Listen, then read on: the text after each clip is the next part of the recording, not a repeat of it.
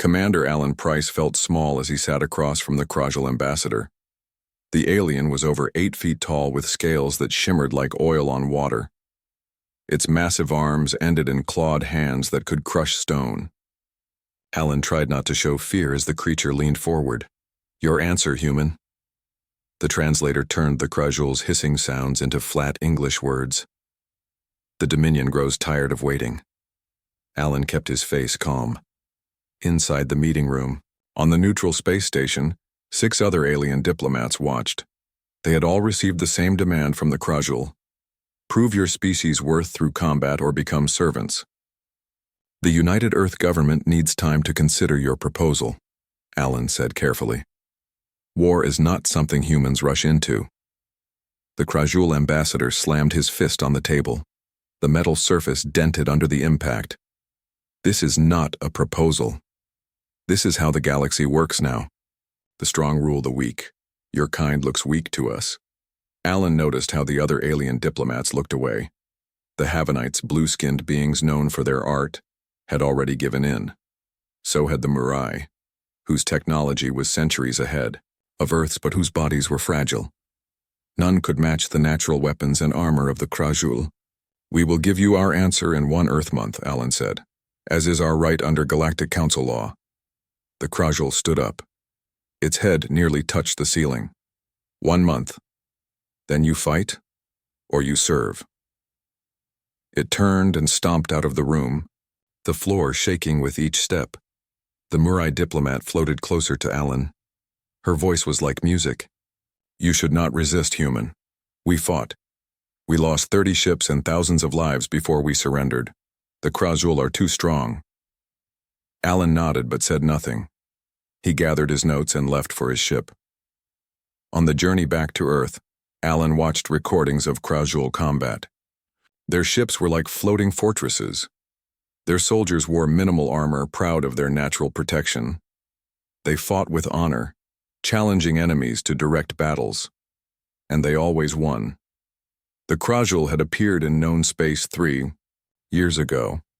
At first they joined the Galactic Council peacefully. Then they began to take over system by system.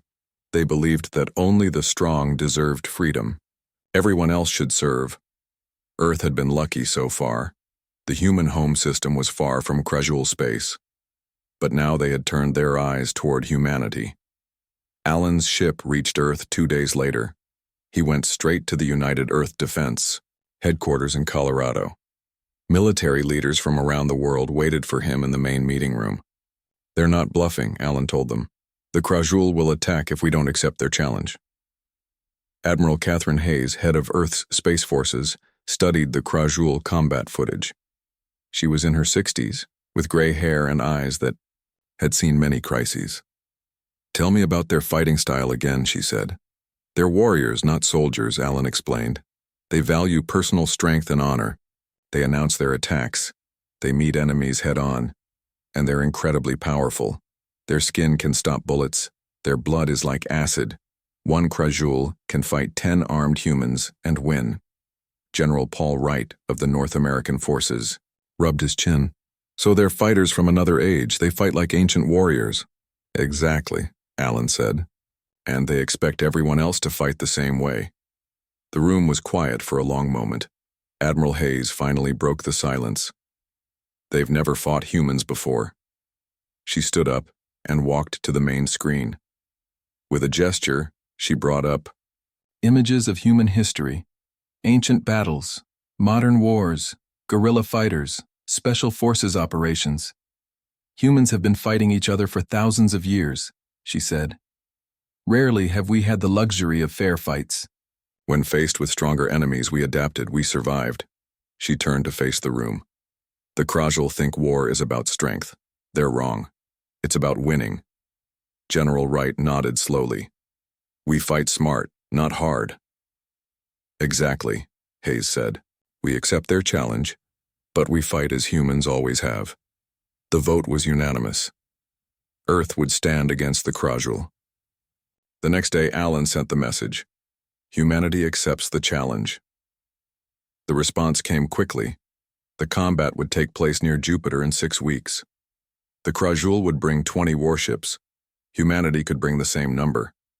What the Krajul didn't know was that Earth had already begun preparing.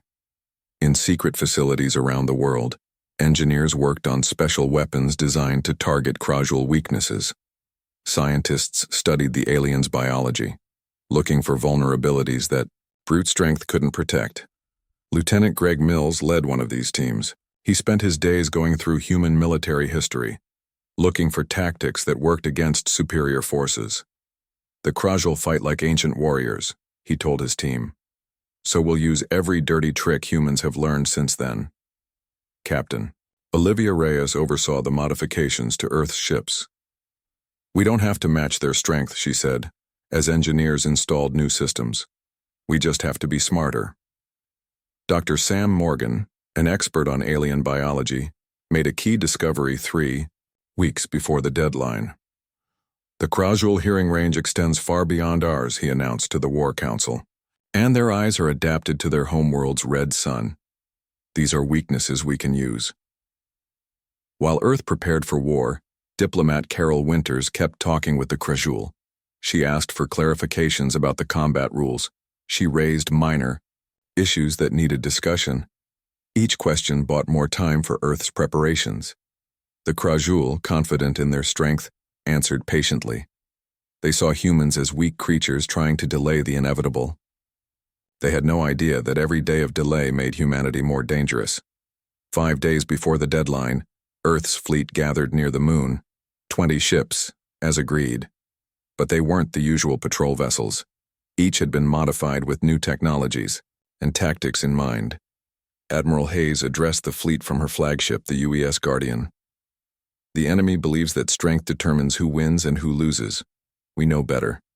Throughout our history, humans have overcome stronger opponents through intelligence, adaptability, and yes, sometimes through trickery.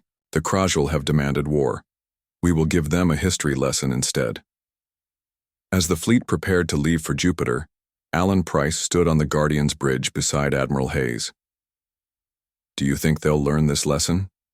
He asked quietly. Hayes watched the Earth growing smaller on the view screen. They'd better, she said. For their sake. Lieutenant Greg Mills rubbed his tired eyes as he looked at his screen. For weeks he had been studying wars from Earth's past. Ancient battles between Greeks and Persians. Modern conflicts where small forces defeated larger ones. He was looking for patterns that might help against the Krajul. Find anything useful? Captain Olivia Reyes asked as she brought him a cup of coffee. Greg nodded. The Krajul remind me of many powerful empires from our history. They're strong, and they know it. That makes them predictable. On the main screen of the war room, images of Krajul warriors played. The aliens moved with scary grace despite their huge size. Their scaled skin gleamed like armor. How do you beat an enemy who's stronger than you? Greg asked.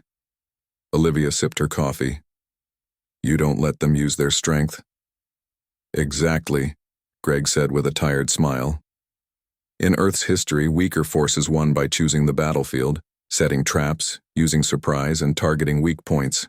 The Krajul want direct battle because it favors them. We won't give them that. Their conversation was interrupted when Admiral Hayes entered the room. Everyone stood at attention. At ease, she said. Show me what you've got.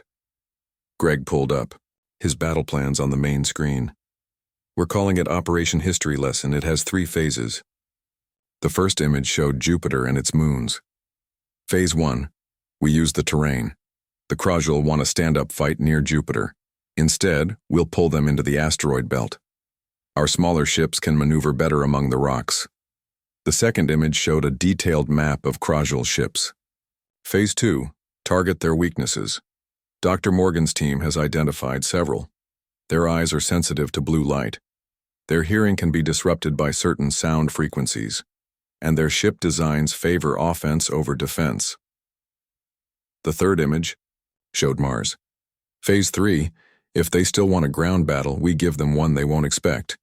Admiral Hayes studied the plans carefully. The Krajul will see this as dishonorable. Yes, ma'am, Greg agreed. But as Sun Tzu said, all warfare is based on deception. Hayes nodded slowly. Make it happen. While the military prepared, diplomatic efforts continued. Carol Winters met with the Krajul ambassador one last time before the battle. We hope this conflict can be resolved with minimal losses, she said, seated across from the massive alien. The Krajul made a sound like rocks, grinding together. The translator conveyed it as laughter. You hope to survive, you mean? The ambassador said. Your species is soft, diplomat. You have no natural armor, no claws, no strength. The outcome is already decided. Carol kept her face neutral. Perhaps. But humans have faced impossible odds before. Brave words. Your warriors will have the chance to die with honor at least. Carol just smiled. The Krajul had no idea what was coming. In orbit around Earth, the fleet made final preparations. Dr. Sam Morgan supervised the loading of special munitions onto the ships. These sound bombs target the Krajul hearing range, he explained to a group of weapon officers. They won't harm humans, but they'll cause severe disorientation for the enemy. Another team installed blue light laser systems. Their eyes evolved under a red sun, Dr. Morgan continued. These will blind them temporarily without permanently damaging their vision. The medical officer, Dr. Lisa Chen, raised her hand. What? About their blood? The reports say it's corrosive. Good question, Sam replied. Their blood is highly acidic. If they board our ships, they'll be counting on that as a weapon. That's why we've developed neutralizing foam. It renders their blood harmless on contact. In another part of the shipyard, engineers modified the fleet's engines. The Krajul ships are bigger and stronger, Chief Engineer Joe Diaz explained to his team. But they're also slower to turn. We've adjusted our engines to maximize quick direction changes. In the asteroid belt, that will be crucial. Admiral Hayes toured each ship before launch. On the UES Guardian, she spoke with the crew about what was at stake. The Krajul believe might makes right, she told them. If we lose, Earth becomes their servant world. But this fight is about more than just us. It's about showing the galaxy that being the strongest doesn't mean you always win. As the fleet prepared to depart, Alan Price joined Hayes on the Guardian's bridge. He had insisted on coming along as a diplomatic observer. I want to see their faces when they realize what they're really up against, he explained. Hayes gave him a grim smile. Just stay out of the way when the shooting starts. 5 days later, the human fleet arrived at the designated meeting point near Jupiter. They had followed the agreed-upon rules. 20 ships, no superweapons, no reinforcements waiting in hyperspace. But the ships were not arranged in a traditional battle formation. Instead, they were scattered in small groups, some hiding behind Jupiter's moons.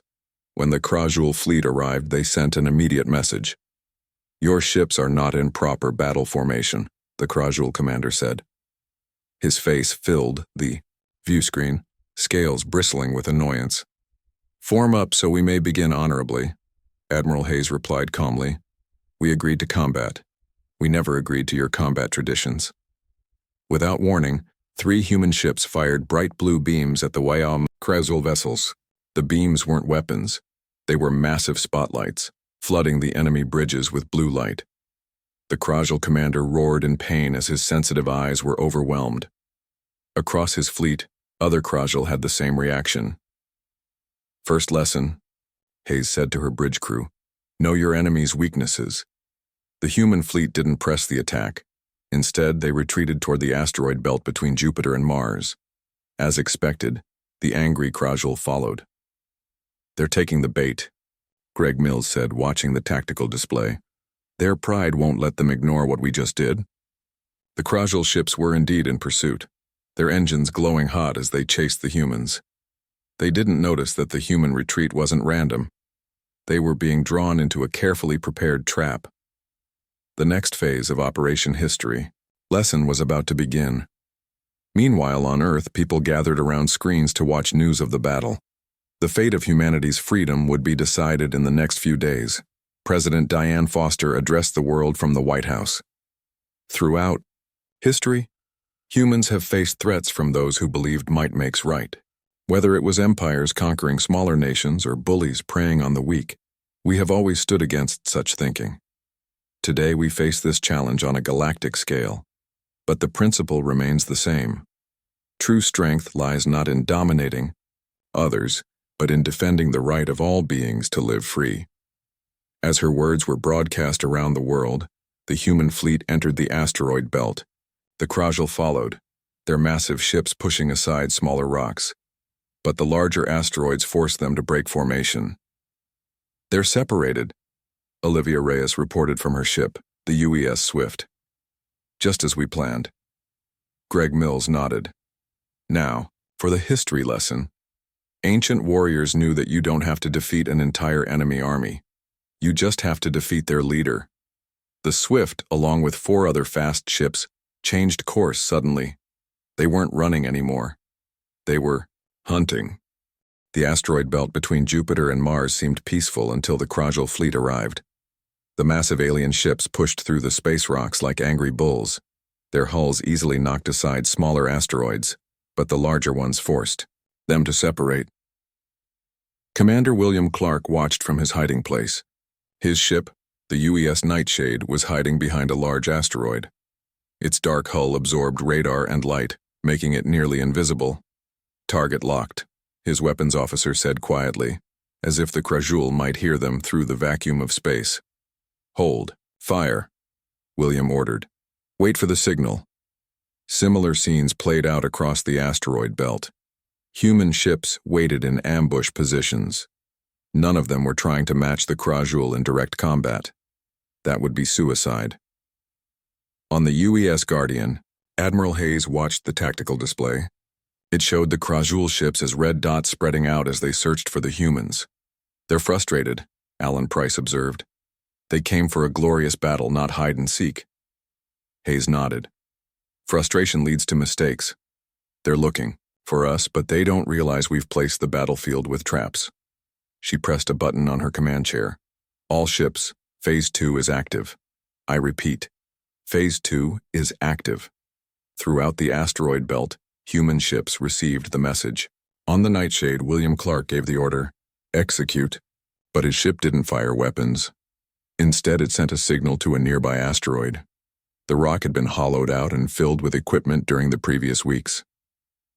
The asteroid suddenly came to life. Thrusters fired, sending it on a collision course with a Krajl warship. At the same time, dozens of other asteroids throughout the belt began moving. Some were pushed by hidden thrusters. Others were pulled by tractor beams from human ships. The Krajl flagship received urgent messages from all directions. "Incoming asteroids. Evasive action. They're controlling the rocks."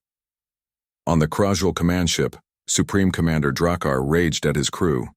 "These are tricks, cowardly human tricks." A massive asteroid slammed into one of his ships. The Krajl vessel's shields flared and died. The rock crushed through the hull, leaving the warship broken and drifting. "Return fire," Drakkar ordered. "Find their ships." But the human fleet remained hidden. More asteroids moved toward the Krajl ships, forcing them to use energy and attention to avoid collisions. Then came the next phase of the human attack. Small drones, no bigger than shuttlecraft, launched from hidden bays on the asteroids. They weren't armed with traditional weapons. Instead, they broadcast focused sound waves at frequencies that humans couldn't hear but that caused severe pain to Krajl ears.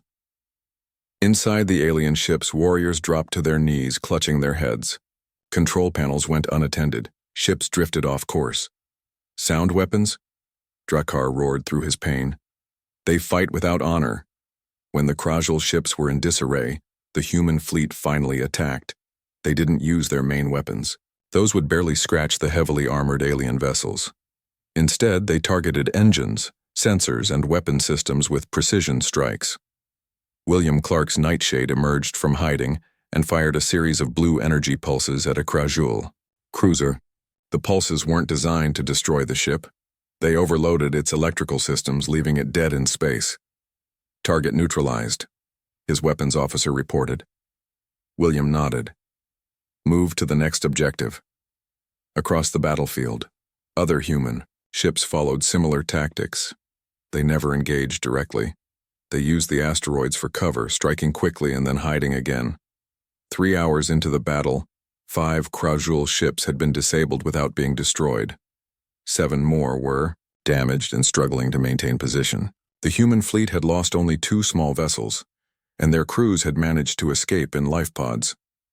On the Guardian, Hayes received a transmission from the Krajul flagship. "Face us directly, cowards." Commander Drakar's scaled face filled the screen.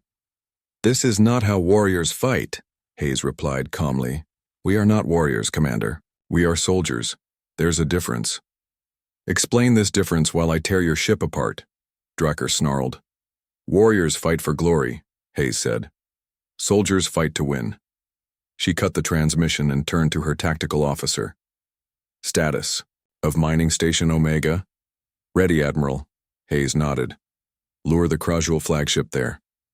The Guardian and 3 other ships suddenly appeared from behind Jupiter's moon. They fired directly at the Krajul flagship, then turned and fled toward what looked like an abandoned mining station. Drakar took the bait. His ship, along with 4 others, gave chase.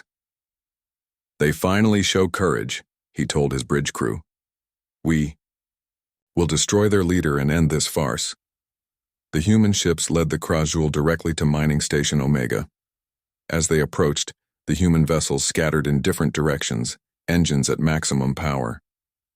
The station appeared abandoned. Its lights were off and no life signs registered on Krajul scanners. "It's a trap," Drakar's second-in-command warned. "Of course it is," Drakar said. "But what can an empty station do against 5 warships? Scan it for weapons."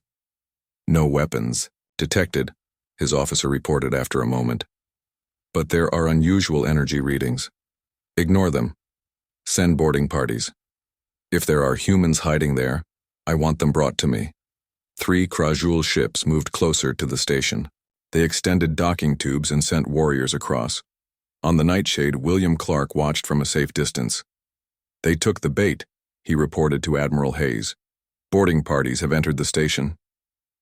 "Begin countdown," Hayes ordered. The wing. Krajul boarding parties moved through the dark corridors of the station. Their natural night vision allowed them to see clearly. They found no humans, but they discovered something strange. The station's nuclear reactors were active and running at dangerous levels. "This is a suicide trap," the Krajul team leader realized. He activated his communicator. "All ships, withdraw. Immediately, the station is set to—" He never finished his warning. The reactors detonated in a massive explosion. The station and the 3 Krajul ships docked with it vanished in a ball of fire. The blast damaged Drakar's flagship and destroyed another nearby vessel. The remaining Krajul ships were in chaos. Some tried to fight, others tried to retreat. But the human fleet had surrounded them, picking off their engines and weapons with surgical precision. 6 hours after the battle began, 11 Krajul ships had been disabled or destroyed. The rest were trying to escape the asteroid belt on 1 damaged Krajul cruiser. Something unexpected happened. Human Marines in powered armor suits cut through the hull and boarded the vessel. The aliens expected the humans to be easy prey in close combat. Instead, they found themselves facing soldiers in mechanical suits that matched their strength. The Marines didn't try to defeat the Krajul in hand-to-hand combat. They carried weapons that fired the neutralizing foam developed by Dr. Morgan. When sprayed on a Krajul, the foam hardened instantly, trapping the alien without harming it. Sergeant Frank Lee led the boarding party. When they reached the bridge, they found 5 Krajul warriors waiting. The aliens stood ready to fight with their natural weapons: claws, teeth, and corrosive blood. "Surrender," Frank said through his suit's speakers. The Krajul officer spat at him. The acidic saliva hissed as it hit Frank's armor but didn't penetrate. "We studied your biology," Frank explained as he aimed his foam gun, "including how to neutralize your natural weapons." The Krajul charged. Frank and his team fired. Within seconds, the aliens were immobilized in hardened foam. "Bridge secured," Frank reported. Similar scenes played out on other Krajul ships. The humans never engaged in direct combat unless they had an overwhelming advantage. On his damaged flagship, Commander Drakar received the reports with growing rage. Half his fleet was gone. The rest were damaged or retreating. "Enough of these games," he growled. We will meet them on the ground, signal all remaining ships. We go to the Red Planet. There we will have our real battle. His communications officer sent the message to both the remaining Krajul ships and the human fleet, a challenge for ground combat on Mars. When Admiral Hayes received the message, she smiled slightly. "He's playing right into our hands," she said. "Accept the challenge." Alan Price looked concerned.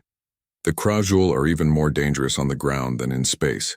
Their physical strength won't matter," Hayes interrupted, "because we won't fight the way they expect. Major Lisa Peterson's forces are already in position on Mars.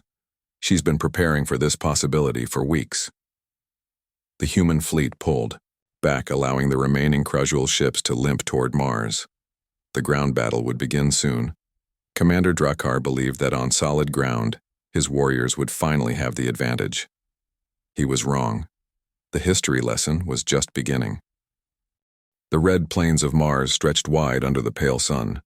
The air was thin but breathable for both humans and Krajul, thanks to a century of terraforming. At the edge of Valles Marineris, 5,000 Krajul warriors stood in perfect formation. Their scales gleamed in the sunlight. They carried simple weapons, spears, blades, and a few energy weapons that looked like clubs. Across the plain, only 500 humans waited. They wore powered armor suits that hid their smaller bodies. Unlike the Krajul's tight formation, the humans were spread out in small groups. Major Lisa Peterson stood at the front of the human forces. Through her helmet, she studied the enemy. They were impressive, 8 feet tall, heavily muscled, with natural armor and weapons that could tear through metal. "They're quite a sight," her second-in-command, Captain John Rivera, said over the comm. "They are," Lisa agreed, "but they're fighting a war from another age." She opened a channel to all human forces. "Remember the plan. We are not here to prove our strength. We are here to win." From his flagship in orbit, Commander Drakkar watched with satisfaction. Finally, a proper battle.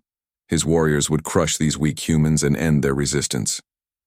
"Begin the attack," he ordered. On the surface, the Krajul battle leader raised his weapon. 5,000 warriors roared and began to advance across the plain. They moved with surprising speed for their size, closing the distance quickly. The humans didn't stand their ground. As the Krajul charged, the human forces fell back, firing their weapons as they retreated. "They run!" The Krajul battle leader laughed. "Chase them down!" the Krajul pursued, eager for close combat where their strength would decide the battle. They followed the humans toward a narrow valley. In orbit, Alan Price watched the tactical display with concern. "They're running away," he said to Admiral Hayes. "Won't the Krajul see this as cowardice?" Hayes shook her head. "Major Peterson isn't retreating. She's choosing the battlefield." As the Krajul entered the valley, the true battle plan became clear. The ground beneath them suddenly collapsed. Hundreds of warriors fell into hidden pits lined with quick-hardening foam. The same foam that had neutralized their boarding parties in space now trapped them on the ground. At the same time, devices hidden in the rocks activated. They emitted the same painful sounds that had disrupted the Krajul ships. Warriors clutched, their heads in pain, breaking formation. "What trickery is this?" The battle leader roared. The humans had stopped retreating. Now they attacked from all sides. They fired not at the Krajul's armored bodies, but at the ground beneath them, creating more sinkholes. They targeted the aliens' sensitive eyes with bright blue lasers. Small drones flew overhead, dropping nets that tangled the Krajul's limbs. The nets weren't strong enough to hold them for long, but they slowed the warriors down. The Krajul tried to fight back, but they couldn't adapt to these strange tactics. They had trained for direct combat, for honorable duels of strength against strength. Instead, they faced an enemy that refused to meet them head-on.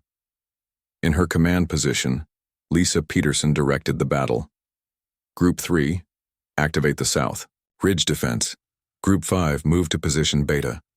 The humans fought with perfect coordination. They never engaged the Krajul directly unless they had overwhelming advantage. When forced into close combat, they used their powered armor to match the alien strength. 3 hours into the battle, the Krajul forces were in disarray. Nearly half were trapped in foam pits or tangled in nets. The rest were scattered across the battlefield, unable to form an effective fighting force. The battle leader realized his mistake too late. "Regroup," he called to his warriors. "Form a defensive circle." But the humans didn't give them time. A new wave of attacks came from unexpected directions. Drones dropped smoke bombs that blinded the Krajul, but didn't affect the human's helmet. Sensors. In orbit, Commander Drakkar watched in growing rage. "This is not combat," he shouted. "This is pest control." Alan Price considered the comment.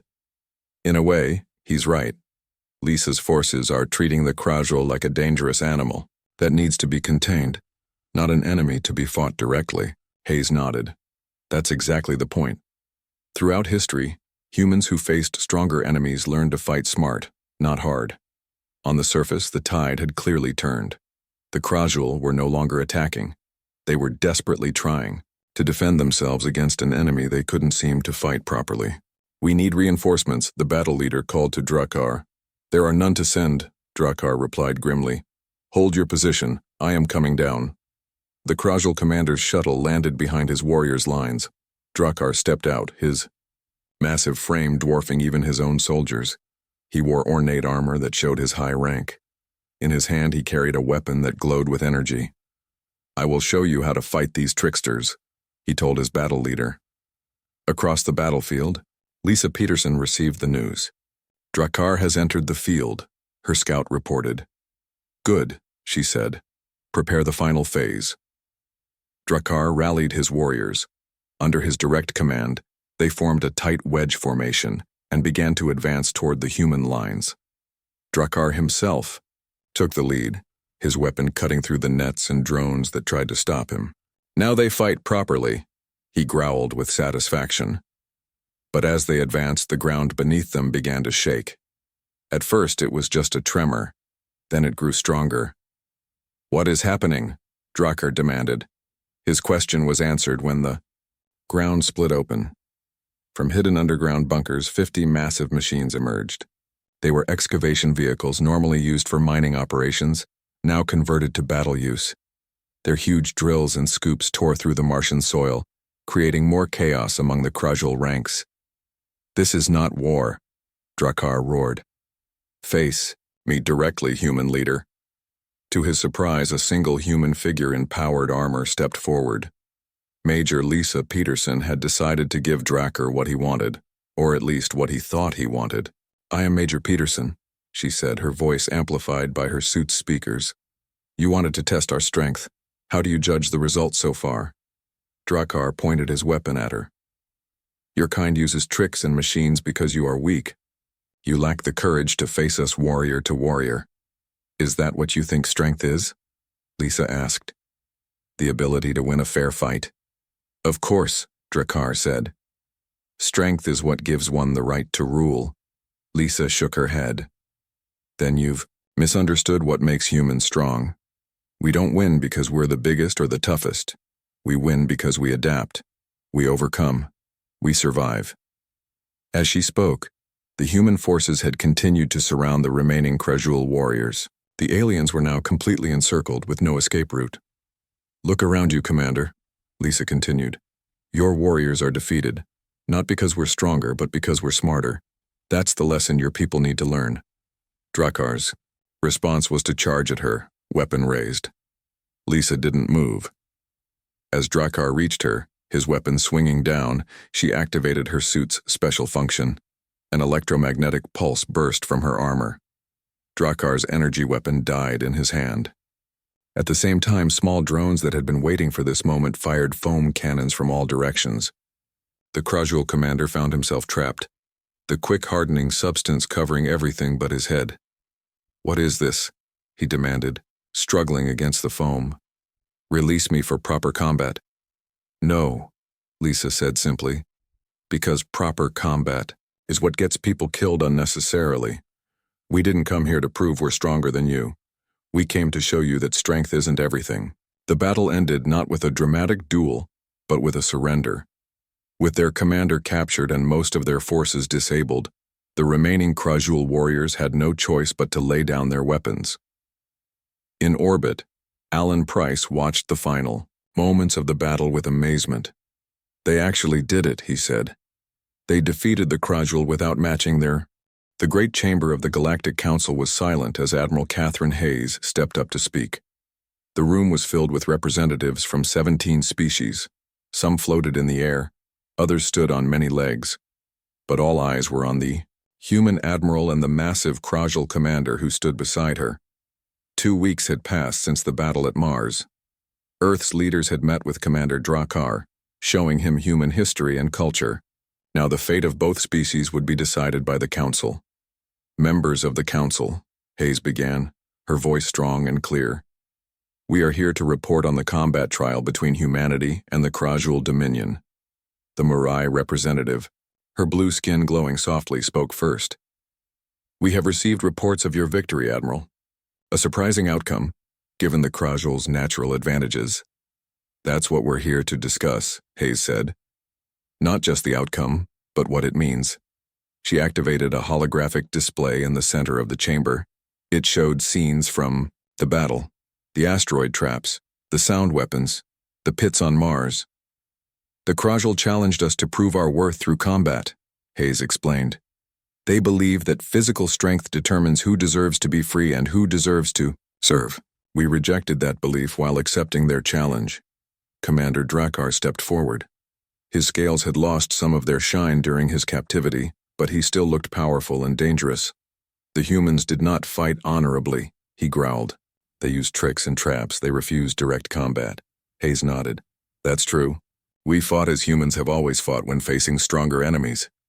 We used strategy instead of strength, intelligence instead of power." The display changed to show scenes from Earth's history. Ancient humans using fire to drive larger predators away. Greek soldiers in tight formation defeating larger Persian forces. Guerrilla fighters hiding in jungles to ambush better-equipped armies. "Throughout our history," Hayes continued, "humans have rarely been the strongest species on our planet. We weren't the biggest, the fastest, or the most naturally armed, but we survived and thrived because we adapted. We invented tools. We created strategies. We found ways to win despite our physical limitations." The Krajul representative, not Drakkar but a diplomat who had arrived from their homeworld, stood. "But this proves nothing except that humans are weak and must rely on trickery." Alan Price, who sat beside Hayes, shook his head. "It proves that your definition of strength is too narrow. True strength isn't just about physical power. It's about the ability to adapt and overcome challenges." Lisa Peterson, now dressed in a formal uniform instead of battle armor, added, "The strongest species isn't necessarily the one with the hardest scales or the sharpest claws. It's the one that can survive and thrive in the most environments, against the most threats." The display showed more images. Humans living in deserts, jungles, Arctic regions, even in space. It showed how humans had adapted their tools and strategies to survive everywhere. The leader of the council, an ancient being with crystalline skin, considered this. "What are you proposing, humans? That we change the Galactic Council's laws about combat trials?" "Yes," Hayes said simply. "The Krajul believe that only the physically strong deserve freedom. We've proven that physical strength alone doesn't determine the outcome of conflicts. So why should it determine who deserves rights and respect?" Commander Drakkar surprised everyone by speaking again. "Our legends tell of an ancient enemy," he said slowly. "A species that fought without honor, that could not be defeated through strength alone. We thought they were myths." He looked at Hayes. "I still believe the humans fought dishonorably, but I must acknowledge their effectiveness. They defeated us without matching our strength. This requires consideration." The Krajul diplomat looked outraged but remained silent. Hayes turned back to the council. "We propose a new principle in galactic law. No species has the right to demand combat trials from another. Physical might alone does not determine a species' right to exist freely." Debate broke out among the council members. Some agreed with the humans immediately. Others, particularly those with natural weapons and armor like the Krajul, objected strongly. While the council debated, Alan Price approached Drakkar. "How are your warriors adjusting to defeat?" he asked quietly. Drakkar's scales shifted in what might have been a shrug. "They are confused. In our history, the strongest always won. The idea that weakness can overcome strength. It disturbs them." "We're not weak," Alan corrected him. "We're just strong in different ways. Your people value physical power. We value adaptability and innovation. And mercy," Drakkar added unexpectedly. "You could have killed us all. Instead, you captured us, treated our wounded. Even your battle tactics were designed to disable rather than destroy." Alan nodded. "That's another lesson from our history. The strongest response isn't always the most violent one." After hours of debate, the council reached a decision. The crystalline leader's voice echoed through the chamber. "The Galactic Council hereby adopts the human proposal. No species may demand combat trials from another. All sentient beings have the right to exist freely, regardless of physical characteristics. The Krajul practice of subjugating weaker species is forbidden." The Krajul diplomat started to object, but Drakkar silenced him with a gesture. "My people will accept this ruling," Drakkar said. "We have much to learn about different kinds of strength." The Krajul diplomat looked shocked. "Commander, you cannot be serious. These humans humiliated our warriors." "They defeated our warriors," Drakkar corrected. "And in doing so, they taught us something important. There are many forms of strength. We have focused on only one." The council meeting ended with a formal peace treaty between humans and Krajul. All captured warriors would be returned. All damaged ships would be repaired. And most importantly, the Krajul would release the species they had already subjugated. As the Earth delegation prepared to return home, Hayes, Peterson, and Price gathered on the observation deck of their ship. Through the viewport, they could see the beautiful blue sphere of Earth growing larger. "Do you think they really learned the lesson?" Lisa asked, watching a Krajul ship pass by. Hayes considered the question. "Drakkar did, I think. Whether his entire species will, that remains to be seen." "They're warriors," Alan said. "They respect those who defeat them, even if they don't understand how it happened." "That's a start." Hayes nodded slowly. "Throughout human history, we've had to teach this lesson many times, that the strongest don't always win, that there are many kinds of strength. And sometimes we've had to learn that lesson ourselves," Lisa added. "True," Hayes agreed. "When we've relied too much on our military power and forgotten the other strengths that make us who we are." As Earth filled their view, they fell silent. The battle was over, but its impact would continue to spread throughout the galaxy. The other species now looked at humans differently, not as weak creatures to be protected or exploited, but as beings whose strength took forms they hadn't considered. In the months that followed, a strange thing happened. Krajul warriors began visiting Earth to learn about human military history. They were particularly interested in guerrilla tactics, asymmetric warfare, and the psychological aspects of conflict. Humans, in turn, traveled to the Krajul homeworld to learn about their physical training methods and direct combat techniques. The two species that had been on the brink of war began to exchange knowledge instead. 1 year after the Battle of Mars, Commander Drakkar returned to Earth. He had been appointed as the new Krajul ambassador to humanity. His first meeting was with Admiral Hayes. "Our young warriors now study human battles alongside our own," he told her. "The victories of your Alexander the Great, the guerrilla tactics of your Vietnam fighters, the psychological operations of your Cold War." Hayes smiled slightly. "And we've learned from you as well. Your physical training methods have been adapted for our special forces. Your direct communication style has influenced our diplomatic corps." Drakkar made a sound that Hayes now recognized as laughter. "My predecessor said humans were soft. He was wrong. You are like water, no natural weapons but capable of wearing down stone over time." "An apt comparison," Hayes agreed. "Though we can be like fire too, when necessary." The Krajul nodded, his scales shifting in complex patterns. The galaxy has changed since our encounter. Other species now stand up to threats instead of surrendering. They've learned from watching you. That's the real victory, Hayes said. Not that we won the battle, but that we changed the conversation about what makes a species strong. Drakkar grew serious. There are still those among my kind who believe as we once did, who think physical might is all that matters. And there are humans who believe that too, Hayes acknowledged. The lesson needs to be taught and relearned in every generation. As they looked out over the Earth from the ambassador's new office, Drakkar asked a final question. Your history is full of war. You've fought yourselves more than any external enemy. Yet you've survived and advanced. How? Hayes considered her answer carefully. Because the strongest human quality isn't our ability to fight.